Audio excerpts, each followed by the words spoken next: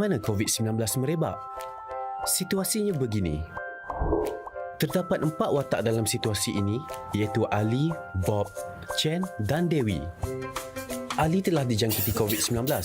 Ali mudah untuk dikesan kerana menunjukkan gejala jangkitan pernafasan. Ali keluar berjumpa Chen.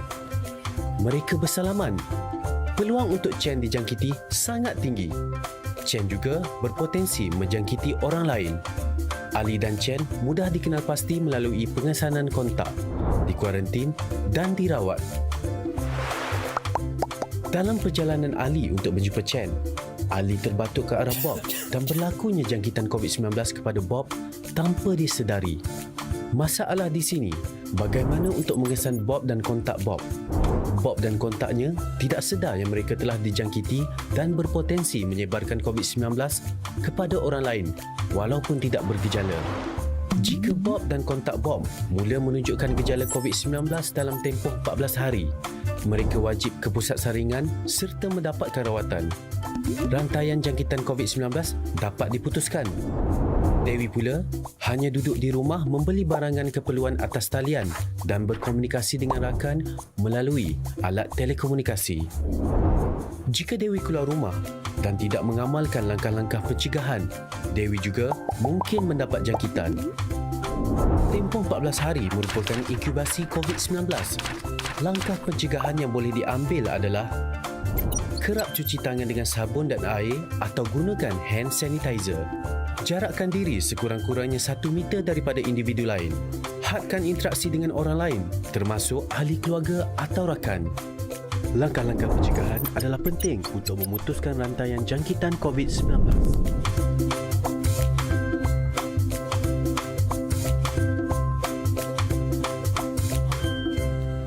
Yang penting sentiasa duduk di rumah dan pastikan anda menjaga kebersihan, mengamalkan penjarakan sosial dan ikut segala arahan dan juga nasihat yang telah pun diberikan oleh Kementerian Kesihatan Malaysia. Kembali bersama kami di Malaysia hari ini untuk kita bawakan kepada anda pelbagai lagi perkembangan dan juga perbincangan berkenaan dengan apa yang sedang melanda negara dan dunia pada ketika ini, iaitu pandemik COVID-19 pada edisi 15 April 2020. Sekali lagi saya bersama dengan Dr. Muhammad Ihsani Mahmud, pakar perubatan kesihatan awam, bahagian kawalan penyakit, Kementerian Kesihatan Malaysia di studio pada pagi ini. Doktor sihat? Sihat, alhamdulillah. Terima kasih kerana sudi bersama kami sekali lagi. Mungkin hari ini topik perbincangan kita fokusnya adalah untuk memberi kesedaran kepada orang ramai berkenaan dengan bagaimana cara untuk mengatasi tekanan sepanjang berada di rumah. Walaupun pada ketika ini ramai sekali dilaporkan telah pun kembali keluar daripada rumah, tapi buat mereka yang telah memasuki hari ke-29 doktor berada di rumah. Tapi sebelum itu mungkin ingin berkongsi terlebih dahulu doktor perkembangan setakat pada hari ini di CPRC dan juga keadaan semasa di seluruh negara pada ketika ini. Okey. Alright, okay. Selamat pagi semua dan Assalamualaikum. Salam. Okay. So, seperti yang diumumkan semalam, kita ada pertambahan 170 kes yang baru yang menjadikan jumlah kes 4,987. Lagi 13 je nak cukup 5,000 ya. Okay. Dan namun masih lagi ada berita baik di sini, lebih kurang 49% telah sembuh sepenuhnya dan hanya berbaki lebih kurang separuh daripada ini adalah dirawat di hospital.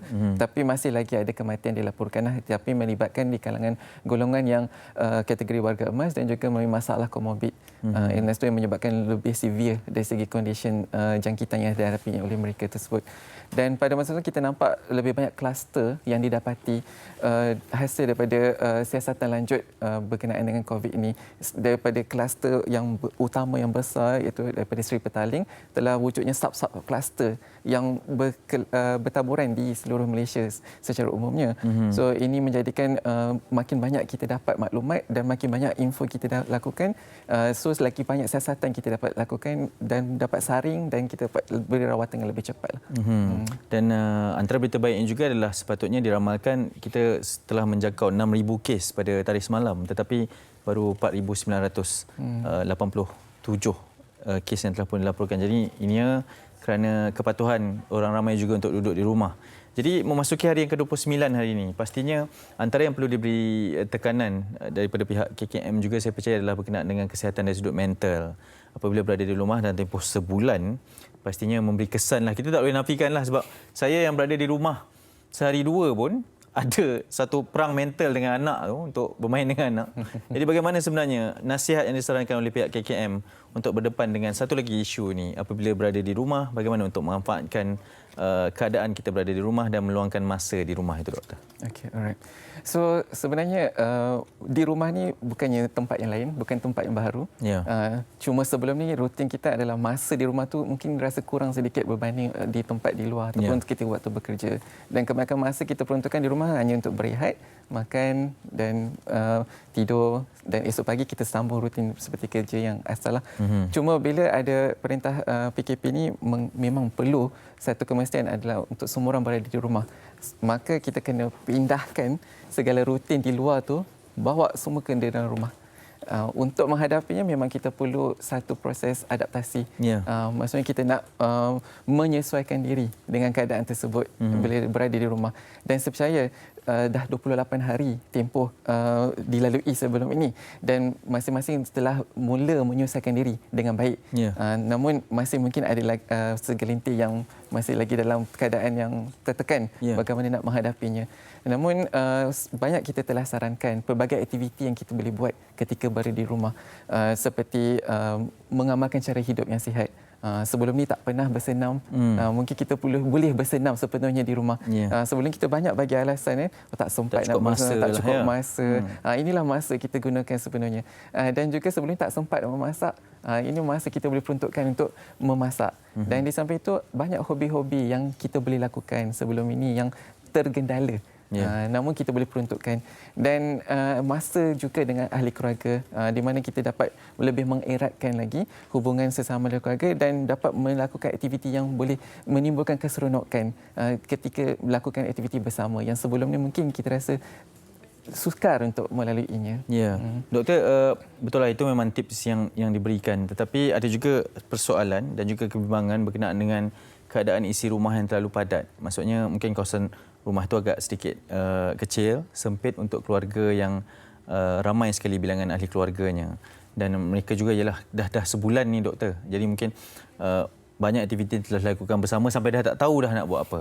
Jadi dalam menghadapi tekanan, sebab kita bercerita mengenai tekanan dari sudut emosi ni, ini juga satu elemen dan faktor yang penting dalam menghadapi sudut kesihatan itu secara keseluruhannya. Tekanan emosi apabila sebulan berada di rumah dalam satu persekitaran yang agak kurang menyenangkan. Bagaimana sebenarnya untuk kita kekal positif sepanjang 14 hari lagi ni tempoh PKP ni, dan mungkin dalam fikiran masing-masing itu kita tak tahu sampai bila PKP ni. Ini diarahkan untuk 14 hari lagi dan nak kekal positif dalam menghadapi hari-hari yang mendatang ini. Okay, alright. So bila kita kata satu kawasan isi rumah yang padat dan sempit, kita boleh lihat dari segi kategori isi rumah tersebut. Okay, siapa yang menghuni di dalam rumah? Kalau ramai budak-budak kecil, kanak-kanak kecil, kan?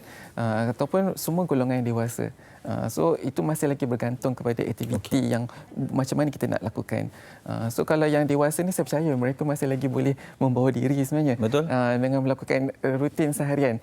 Masing-masing ada aktiviti yang perlu dilakukan. Kalau yang kata kena kerja di rumah, perlu menyelesaikan urusan kerja di rumah tersebut. Dan di samping itu mengendalikan hal-hal keluarga jugalah. Tapi yang nak mengendalikan kanak-kanak sebenarnya satu cabaran. Sebab kanak-kanak dia nak memahamkan dengan situasi ini memang satu dugaan yang besar sebenarnya. Mereka lebih suka berlari-lari di luar, tapi untuk berlari-lari dalam ruangan kecil tu memang amat sukar, dan ibu bapa mungkin rasa tertekan nak mengendalikan mereka. Oleh itu memang positif memang perlu sentiasa ada, walaupun dipanjangkan memang kita kena Perdana Menteri kita juga telah umumkan bahawa kita dah perlu bersedia untuk satu tempoh lagi panjang lagi. Malah mungkin terganggu hari raya dan sambutan bulan Ramadan. Maka sikap positif memang kena sentiasa ada. Bangun pagi je kita kena positif. Benda ni kita boleh buat macam ni. Dan dah ada jadual aturan yang tetap untuk anak-anak tu sendiri. Apa aktiviti yang nak dibuat, apa perlu dilakukan. Mungkin kita perlu beri tugasan yang simple-simple yang supaya mereka pun ada sikap rasa tanggungjawab untuk menguruskan hal-hal di rumah pada masa juga. Dan yang kanak-kanak kecil ni mungkin perlu ada aktiviti permainan yang berubah-ubah lah. Okey. Janganlah mungkin sebelum ni dah banyak main contohnya main tampal-tampal, mungkin esok kena main aktiviti yang lain pula, menyanyi ke. So kadang-kadang dia memang dia cepat bosan dan dia perlu ibu bapa perlu kreatif lah maksudnya. Untuk lebih banyak lagi aktiviti supaya mereka ni akan rasa lebih seronok dan tidak akan merasa tertekan seperti orang lain. Ya. Baik, itu satu tips yang sangat baik juga, bahawa sebenarnya kita perlu melalui satu hari yang positif juga lah. Bangun pagi je, satu mentaliti positif itu perlu diberikan. Okey, sekarang ni doktor sendiri tadi ada menyentuh berkenaan dengan sekarang kita tak boleh nak kaitkan kenapa ramai sangat orang keluar pada waktu ini di jalan raya sekalipun dah mula sesak. Dan mungkin kerana salah satu faktornya, mungkin tidak tepat, tapi mungkin kerana faktornya mereka terlalu lama berada di rumah, ingin keluar seketika ataupun ingin melihat kawasan. Dan bagaimana sebenarnya untuk kita menanamkan kepada mereka bahawa itu tidak boleh, itu bukan satu yang normal dilakukan. Kita faham, kita memahami kenapa mereka berfikiran sedemikian, tapi nak memahamkan mereka juga yang mereka perlu faham bahawa musuh yang kita berdepan sekarang ni musuh yang tak nampak. Sampai ada satu analogi mengatakan bahawa kalaulah di luar tu kita keluar nampak virus, kita sendiri takut untuk keluar daripada kawasan perumahan tersebut, doktor. Okey, alright. Ini yang kita masukkan adalah satu langkah pendekatan dari segi promosi kesihatan dan pendidikan kesihatan. Ya. Okey. Disebabkan itu pihak Kementerian Kesihatan dan juga mana-mana agensi yang lain saya nampak memang mereka tak putus asa, sentiasa mewar-warkan dari segi kesan buruk yang bakal dihadapi jika kita melanggar peraturan tersebut. Dan pada masa sama juga kita memang sentiasa menasihati orang awam supaya mematuhi kerana kemungkinan yang dihadapi. Oleh itu bagi mereka-mereka yang mungkin rasa mau keluar ataupun mungkin pada pandangan kita mungkin tak cukup lagi penyampaian tersebut untuk betul-betul diserap dalam pemikiran dan hati mereka. Oleh itu kita masih lagi meneruskan dari segi penyampaian dan juga peranan media massa dan juga media sosial di sinilah sebenarnya yang sangat-sangat membantu, sebab masing-masing memberi tumpuan kepada televisyen ataupun gadget. Kalau dari segi penyampaian tersebut sentiasa berputar-putar dan mereka menjadi bosan untuk melihat kan, so mungkin akan lebih patuh lah dari segi itu. Sebab kadang nak mengubah sikap ni memang perlu tak perlu kena arti putus asa lah, memang kena sentiasa juga menyampaikan. Seperti yang telah diberitahu, ini adalah satu new normal kepada kalangan masyarakat kita, kepada kita secara peribadi dan juga kepada keseluruhan masyarakat secara sepenuhnya. Dr. Muhammad Ihsani Mahmud, terima kasih banyak-banyak sudi bersama dengan kita sekali lagi di Malaysia hari ini. Selepas ini akan meneruskan tugas di CPRC. Semoga terus cekal dan juga tabah jugalah untuk berdepan dengan wabak pandemik COVID-19 ini selaku antara barisan frontliners. Terima kasih kerana sudi bersama dengan kita sekali lagi. Dr. Muhammad Ihsani Mahmud, Pakar Perubatan Kesihatan Awam, Bahagian Kawalan Penyakit Kementerian Kesihatan Malaysia.